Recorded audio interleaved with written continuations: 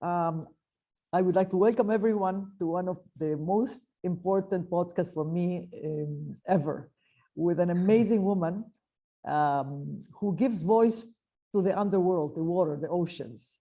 The famous, well-known, the hero of the oceans, Sylvia Earle, her deepness, as many people call her. So welcome, Sylvia, to speak with us. It's such an honor for me to be talking with you.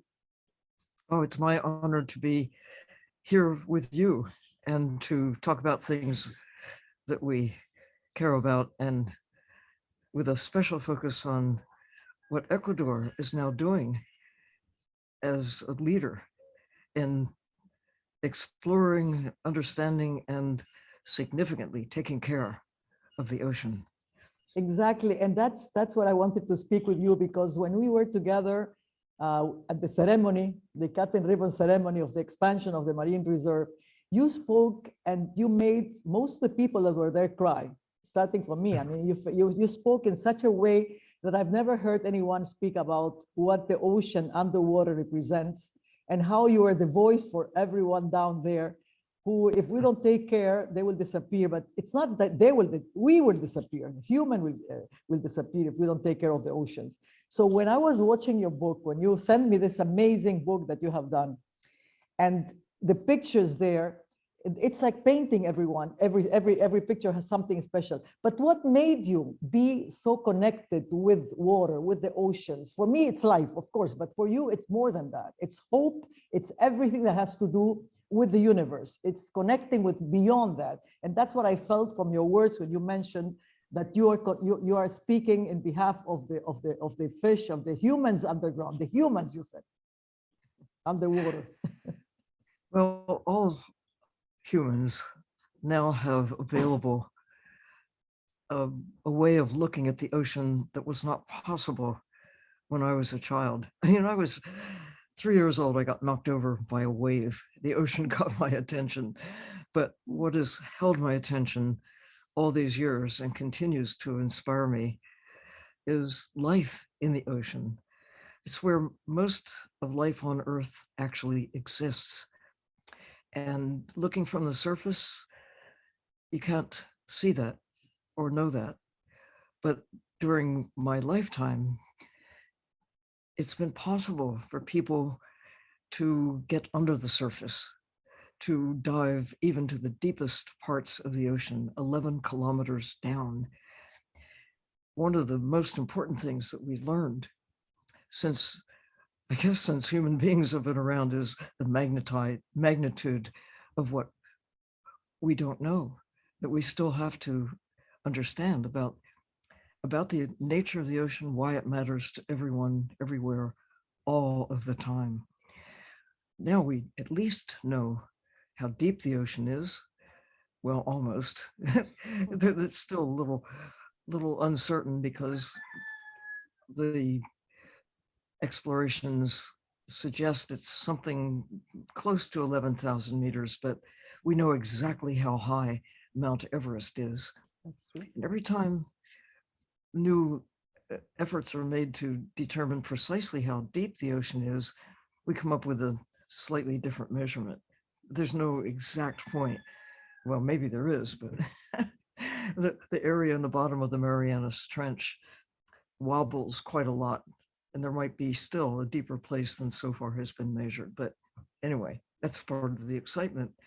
Every time you go into the sea, new discoveries are made. We've only seen, humans have actually only seen maybe 5% of the ocean, because it's not just the top, not just the bottom, it's that vast blue, mostly dark space in between, filled with life. And it's exciting to be a 21st century human being with the capacity as never before to see that we're a part of nature and that most of nature is underwater out there in the ocean. It's amazing. It's just so unique to hear you talk about the underwater. For me, it always has been that too. I mean, it's like a mystery that you are discovering. Every time I go to Galapagos, I see something new. Always Yes. something. What took you to the Galapagos, and how do you feel about that unique place in the world? My first opportunity to visit the Enchanted Islands, as they're sometimes called, was in 1966. And it was a scientific expedition. We were among the very first to dive using scuba in the Galapagos Islands.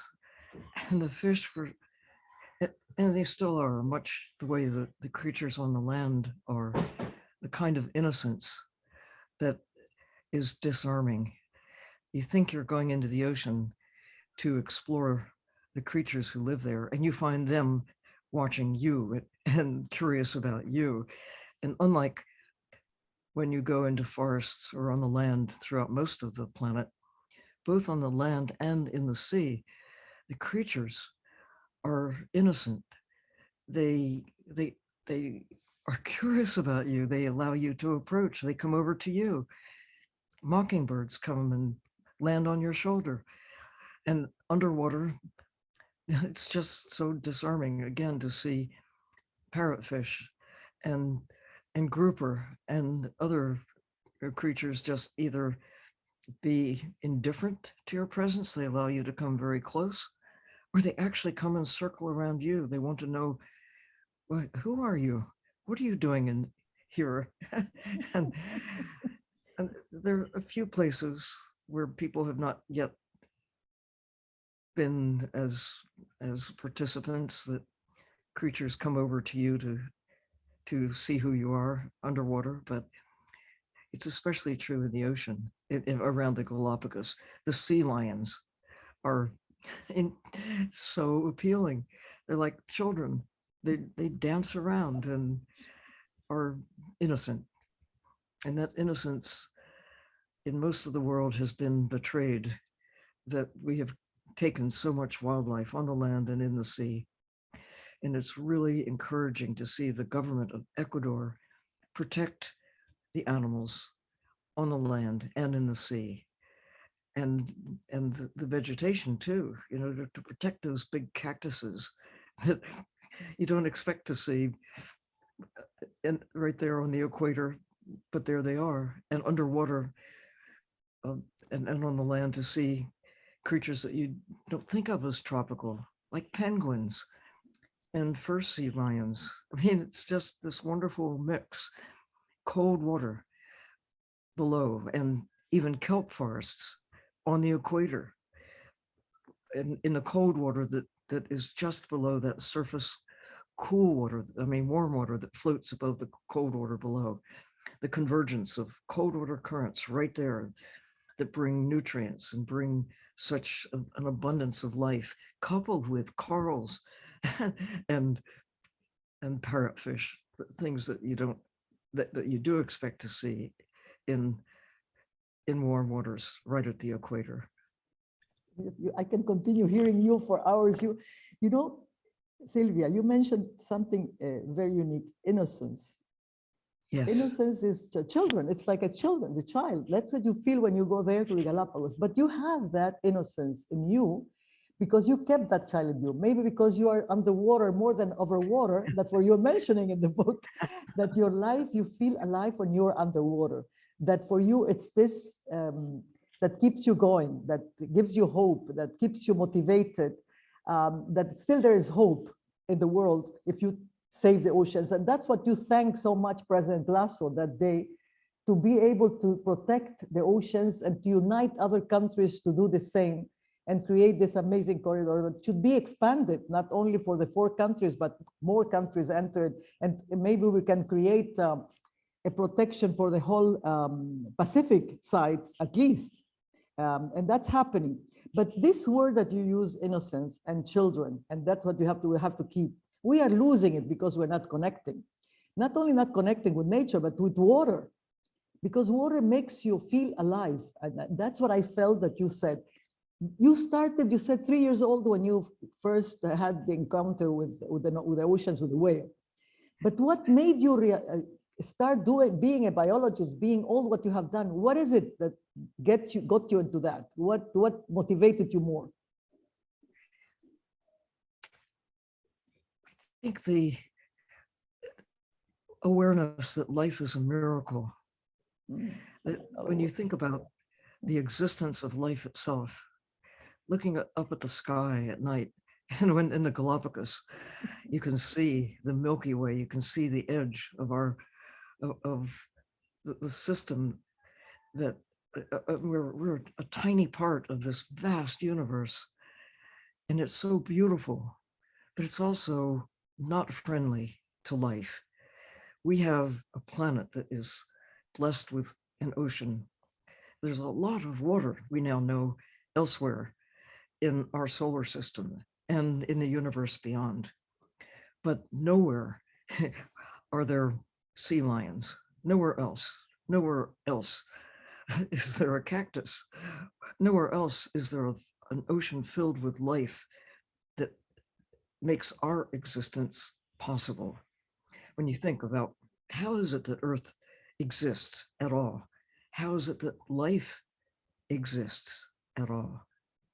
And each of us has a passport to be alive for some period of time and to just savor it, be thrilled that we can see what other creatures, perhaps to some extent, but not to the same extent that humans have, that we are able to not just witness, but to pass information along from one generation to the next. Now we know that whales do this to some extent, that elephants do this to some extent, and even fish, they learn migratory pathways, and these are passed along from one generation to the next. But humans can go high in the sky. Humans can go deep in the ocean. We can see the world as a whole, as no other creature has the capacity to do. We can see our place within the natural systems that keep us alive. And we have the power to destroy.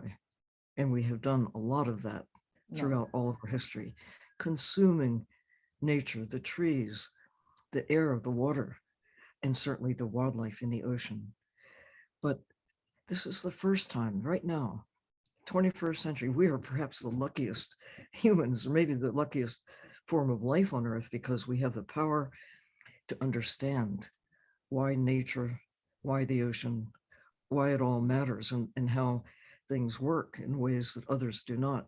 I mean, think about these creatures that are really smart, but they don't know what 10-year-old children know, that we're all connected, that we're connected with one another in ways that no human could see before right about now. We have knowledge that is building to the point where we're starting to assemble the pieces of the puzzle. Who are we? Where have we come from? What could our future be if we take care of the elements that maintain Earth as a place unique in the universe? We have the best chance we will ever have, armed with knowledge that now exists, that not only did not, but could not exist until right about now. Having satellites up in the sky and humans observing and informing people who wish or who care to be informed. The knowledge is there. Not everybody tunes into it, but it's there for us to see how we humans are altering the nature of the planet, our life support system. We're altering the air, the water, the temperature. And knowing that this is happening, we can change things. We're losing the diversity of life on Earth, whole categories of species, of ecosystems, because we're consuming them. But knowing that it matters, that we're damaging the systems that keep us alive, we can behave differently. Imagine if we did not know that we're altering the climate. Imagine if we did not know that 90% of the sharks are already gone through actions that humans have taken, mostly in the last 50 years. The power of taking, of killing, of consuming, clear cutting forests and clear cutting the ocean. we never thought it could matter to altering the planet in ways that could, in the end, not be favorable to us. And we're so close. That's the exciting part about the actions that are being taken now. Ecuador, as a leader, with your countries that are bordering, you have Costa Rica and Colombia and Panama, safeguarding the swimway in the ocean. The creatures who live there don't know where our boundaries are. They don't know about where we think of as the borders of Ecuador, the borders of Costa Rica and the other countries. As far as they're concerned, the ocean is one place. It's all connected. And scientists will tell you, yes, that's right, it is. It's all, and it's connected with the land, connected with the atmosphere. We can put fences that we think of as borders, but in the end, we all as humans, while we do respect our homes, our cities, our countries, and we have a special characteristics and habits and cultures that are wonderful and should be respected and understood. But in the end, we're all connected. We all breathe the same atmosphere. We all benefit from water that falls out of the sky. All of us, wherever we live, whatever language we speak, whatever age we are, it doesn't matter. We all have to breathe, right? And we have to take care of the system that makes air and water and the fabric of life possible. That's one thing we can all agree on. I mean, you might not agree on 1,000 different things, but we all have to have a planet that works in our favor. And it's, people say, and it's true, that music and art and even sports and science are all, they're common things that humans have in common, let's say, and that we can agree that we all are moved by art and by science. We all get excited about the powers that humans have. And think about the Olympics, how we admire, whatever country you come from, you admire excellence. And we all have to pull together to protect those very elements of the planet that make our existence possible. And the key factor underpinning everything else is the living ocean. If you take it away, there will be no rainforests. If you take away the ocean, the living ocean, not just the water, but the living ocean, there's no climate. No ocean, no living ocean. The climate, there just isn't a climate. Okay. So knowing that the ocean governs climate and maintains planetary chemistry, maintains a temperature favorable to us and the rest of life on Earth, we should do everything we can, understand it, and to take care of it.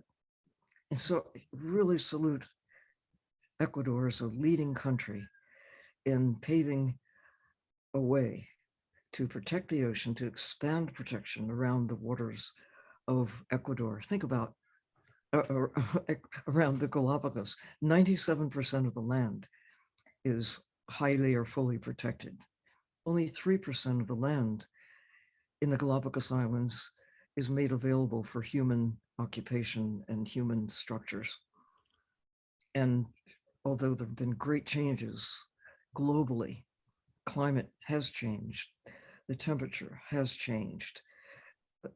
There are changes that affect everyone everywhere all the time because of human activity. Even when you safeguard large areas of the land, it's affected by the temperature. You can't escape that. And you can't escape the pollution that we put into the atmosphere. And the same is true in the ocean. Any pollution that comes from any part of the planet affects all of the ocean eventually because it all connects. Losses of species anywhere affect how the planet works everywhere. We couldn't see that when I was a child. We just didn't know what we now know. And that's cause for hope.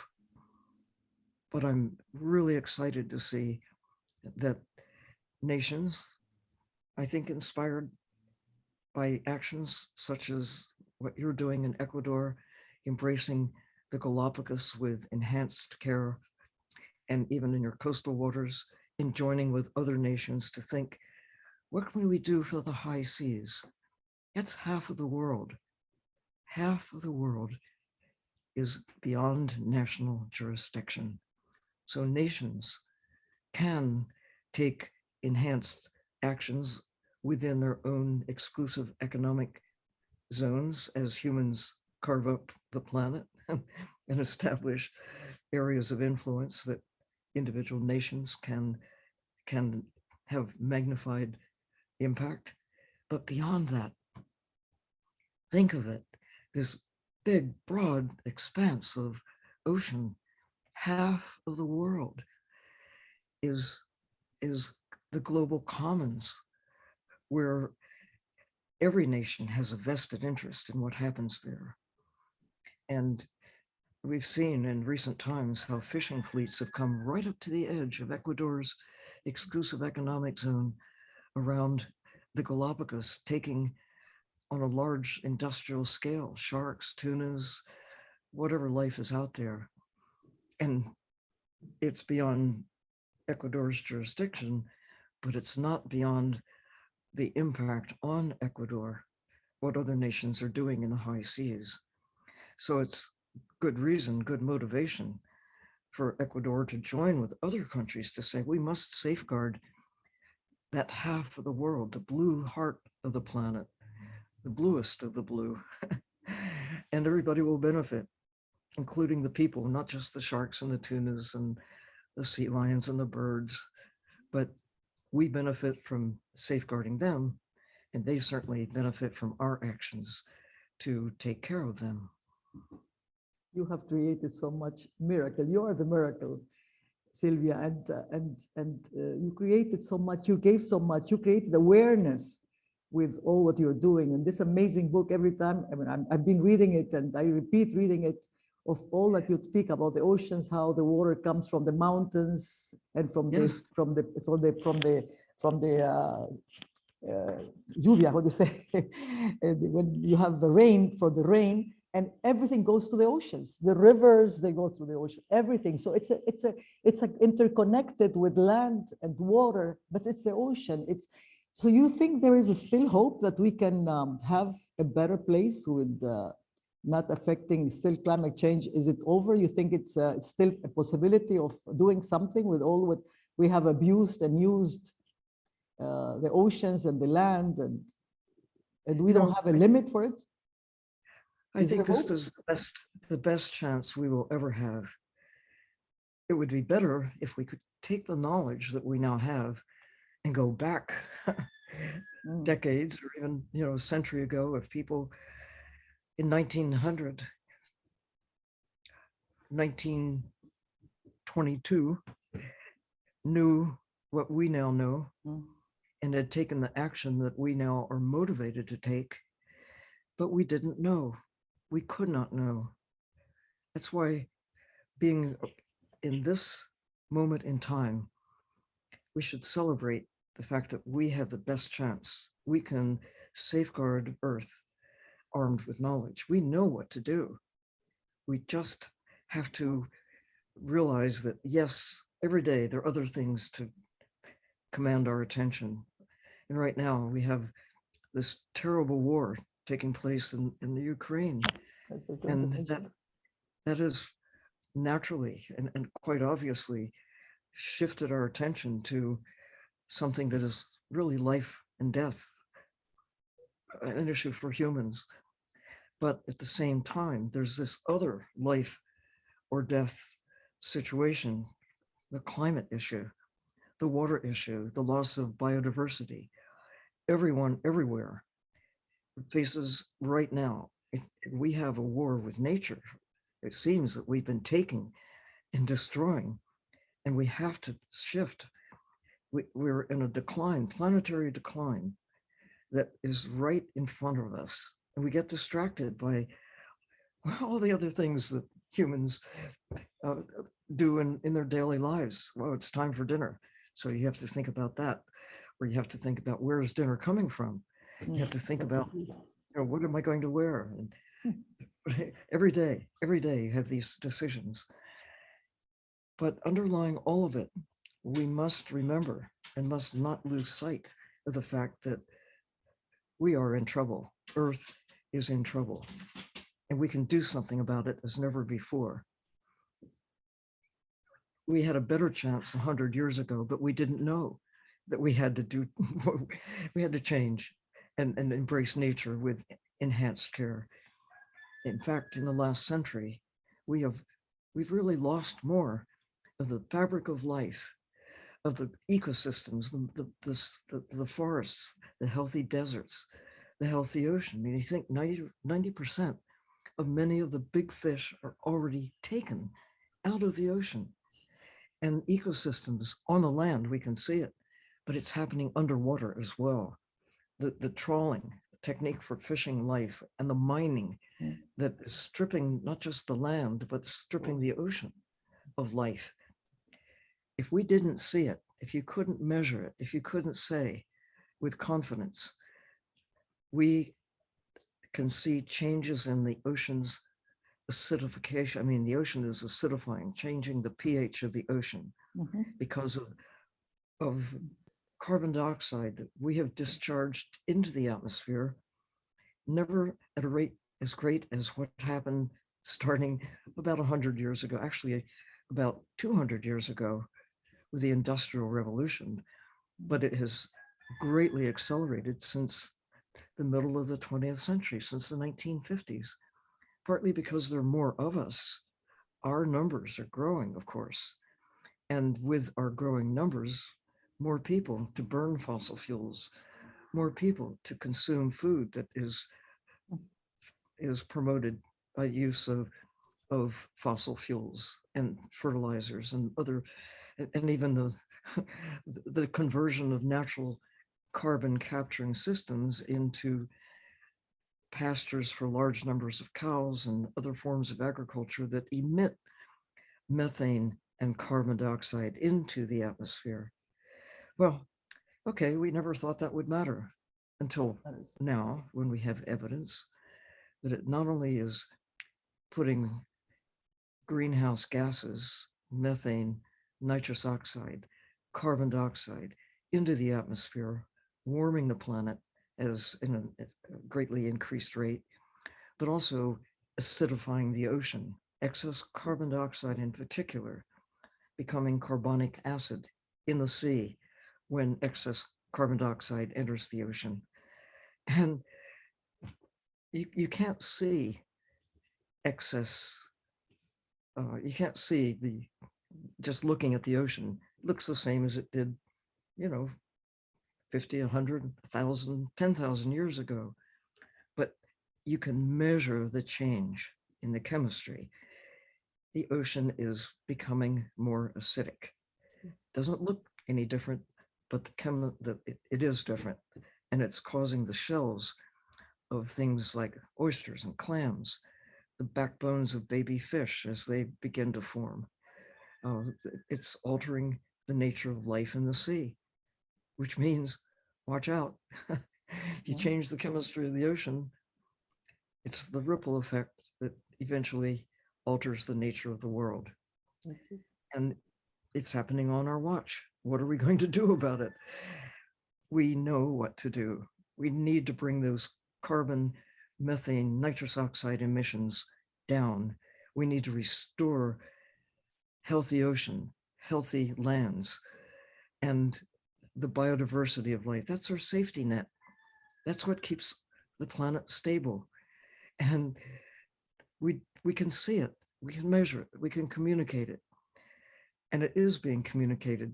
Ironically, the day that the new Climate Commission report came out just a couple of weeks ago, saying in alarm bells are flashing. We've got time, but not a lot. Here are the things that are, this is what's happening. We can measure it, we can communicate it, but people have to listen and take it to heart so that they will be motivated to protect nature, to restore health to damaged systems, to protect, as you, Ecuador, your country, protecting the natural wild places on the land and in the sea, and scale it up quickly. Only 3% of the ocean now, even with a grand new swimway declared by Ecuador, Costa Rica, Colombia, and Panama, and other nations are kind of lining up. What more can we do to build from where we are now to get to 30%, not just 3%, but 30% within this decade? And it's exciting to see not just actions, but expectations. That's true. And people saying, come on, we have to do this. Our lives depend on it. So you have public support growing. It takes government actions in the end to actually establish the policies, establish the laws, to change laws that were made in the past when the world was a different place and when we did not know what we now know. And so we are legally doing things that are damaging our chances of survival. The high seas fishing, it's perfectly legal to go out there and take on an industrial scale from the global commons, but it's not right. It's harming the ocean. It's harming every country. It's harming every person to deplete the health of the high seas. And so we have to change the laws to make it, to safeguard our existence. And it's so exciting to be a 21st century human being, to be right in the thick of this dynamic of, we know what to do. We've got some old habits, some old ways of thinking. We have some old laws that reinforce bad behavior that is harming the environment and harming us. Our existence is on the line. And while we worry, and we should, about our livelihoods, about human rights, about our social interactions, about the current really bad behavior of some individuals in some countries waging war on others, that's something we must deal with as well. But underlying all of this, we have to stay alive. We have to keep the earth alive so that the things we value most are our culture, our families, our history. We have to be mindful that everything is on the line. If you can't breathe, nothing else matters. Absolutely. If we cannot breathe, nothing matters. And that's the ocean. That gives us the breathe, the air. You have done so much. Exactly. That's why we call it Mother Earth and Mother Ocean. So women. So we have to have more women like you, Sylvia, to be able to give this to the present and future generations, because it's for them. They are the ones that are defending the most now. My grandchildren are the ones that are talking the most about protect the earth, protect the oceans. They tell me, Ivonne, they call me Ivonne, please, Ivonne, do something with your friends. And they read your book also. They loved it. My 5-year-old, the youngest, he's in love with this book. So he keeps it and he opens it, and the others too, but he's the one that cares for the environment. He doesn't want wars. We have to stop the wars because they are contaminating. So this is the generation that we have now, which is very aware. And I want to thank you, Sylvia, for all what you have been doing. You are our ambassador. We are going to nominate you as ambassador of Ecuador for the environment, and especially for the Galapagos. And my president is very, very, very pleased and was so amazed with your words that day, as was President Clinton, who sent me a letter mentioning that, and my very good friend Bo Derek, that we started the foundation together for Galapagos. Everybody was so impressed with what you did, arriving to the Galapagos and going immediately diving, Good. I swimming with love the it. sharks, which was incredible. You are the youngest woman I've seen. You have such a child inside you that it shows in your face. You look like a baby. You look so amazing. It's because of that freedom that you have being in a free place, which is underwater in the oceans. So thank you for all you have been doing. You're amazing. And I don't have find the words to tell you how much we appreciate what you have been doing to the world. Thank you. Thank you. Please extend to President Lasso my great respect and thanks for his leadership, for your country's leadership. And I can't wait to come back to your country and to the Galapagos, of course. I'll be there in July of this year. And it's like coming back home. I want to have you in Washington. You have any plans to come to Washington? If I make an invitation in your honor, you have to come. Hopefully, Sure. inshallah. Hopefully, really, I would love to have you here and to honor you. Let me know what's a good time for you in May. Is it possible that you'll be here in May? Quite possible. Let's Plan on that. plan. All right. Okay. All right. Thank you so much, Sylvia. Thank Take you. care of yourself and the oceans. You are amazing. We love you. We love you. Let's go diving. Yes, let's go diving together in July. Okay. All right. So it's a date. Bye, my love. Thank you. Thank you.